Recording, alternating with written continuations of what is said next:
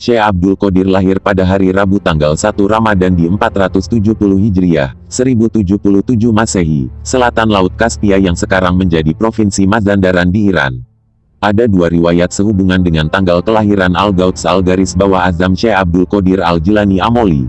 Riwayat pertama yaitu bahwa ia lahir pada 1 Ramadan 470 Hijriah. Riwayat kedua menyatakan ia lahir pada 2 Ramadan 470 Hijriah. Dalam usia 18 tahun ia sudah meninggalkan Jilan menuju Baghdad pada tahun 488 Hijriah, 1095 Masehi.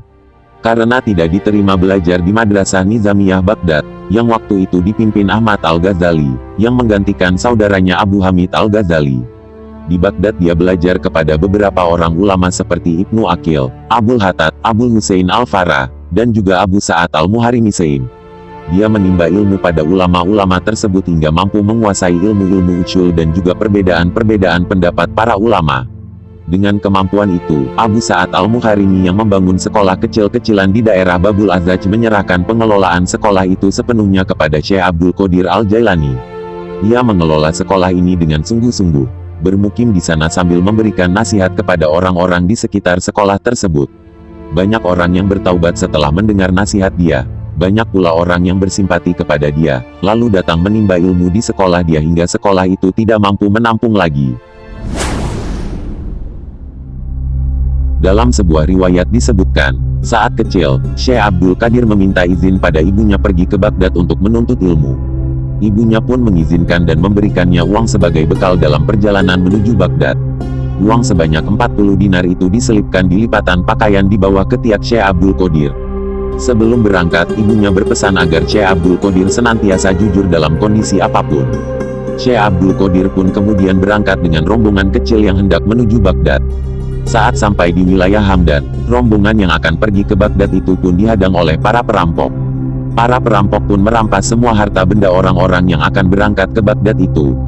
Hingga tiba saat Syekh Abdul Qadir didekati salah satu perampok, perampok itu menanyakan tentang harta benda yang dibawanya. Seketika dengan jujur Syekh Abdul Qadir pun menjawab bahwa ia membawa uang 40 dinar. Syekh Abdul Qadir pun menunjukkan letak di mana uangnya disimpan. Namun perampok yang bertanya itu meragukan jawaban Syekh Abdul Qadir yang masih kecil dan menganggapnya hanya sebagai candaan. Tetapi, saat perampok lainnya bertanya tentang hal yang sama, Syekh Abdul Qadir pun menjawab seperti yang diutarakan sebelumnya. Hingga kemudian para perampok itu mengadu pada pemimpinnya. Pimpinan perampok pun lantas menghampiri Syekh Abdul Qadir dan menanyakan tentang harta yang dibawanya. Syekh Abdul Qadir pun kembali menjelaskan bahwa dirinya membawa uang 40 dinar yang diletakkan di lipatan baju. Pimpinan perampok itu lantas merobek jahitan baju yang berada di bawah ketiak Syekh Abdul Qadir dan mendapati uang sebesar 40 dinar itu. Pimpinan perampok pun terheran, hingga bertanya pada Syekh Abdul Qadir tentang apa yang membuatnya begitu saja mengaku tentang harta yang dibawanya yang akan dirampok. Syekh Abdul Qadir pun menjawab bahwa ia teringat pesan sekaligus janji pada ibunya agar selalu jujur. Sebab itulah Syekh Abdul Qadir memberitahu harta yang dibawanya pada perampok. Mendengar jawaban Syekh Abdul Qadir, pimpinan perampok itu tersungkur dan menangis. Ia pun langsung menyatakan tobat atas perbuatannya. Seketika anak buahnya pun mengikuti bertobat dan mengurungkan niat untuk merampok harta benda rombongan yang hendak pergi ke Baghdad.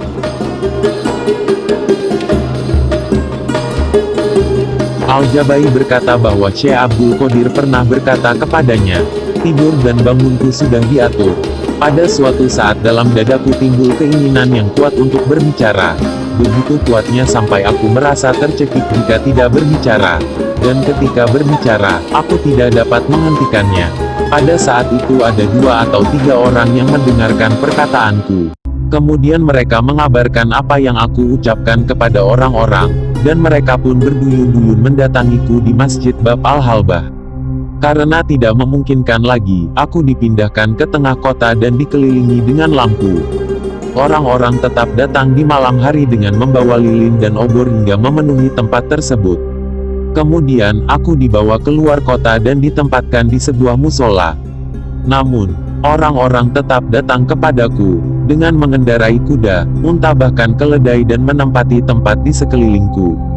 Saat itu hadir sekitar 70 orang para wali radhiyallahu anhum. Pada tahun 521 Hijriah, 1127 Masehi, dia mengajar dan berfatwa dalam semua mazhab pada masyarakat sampai dikenal masyarakat luas. Selama 25 tahun Syekh Abdul Qadir menghabiskan waktunya sebagai pengembara sufi di padang pasir Irak dan akhirnya dikenal oleh dunia sebagai tokoh sufi besar dunia Islam. Selain itu dia memimpin madrasah dan ribat di Baghdad yang didirikan sejak 521 Hijriah sampai wafatnya pada tahun 561 Hijriah. Madrasah itu tetap bertahan dengan dipimpin anaknya Abdul Wahab, 552 sampai 593 Hijriah, tahun 1151 sampai tahun 1196 Masehi, diteruskan anaknya Abdul Salam, 611 Hijriah, 1214 Masehi. Juga dipimpin anak kedua Syekh Abdul Qadir, Abdul Razak, 528 sampai 603 Hijriah, tahun 1134 sampai tahun 1206 Masehi, sampai hancurnya Baghdad pada tahun 656 Hijriah, 1258 Masehi.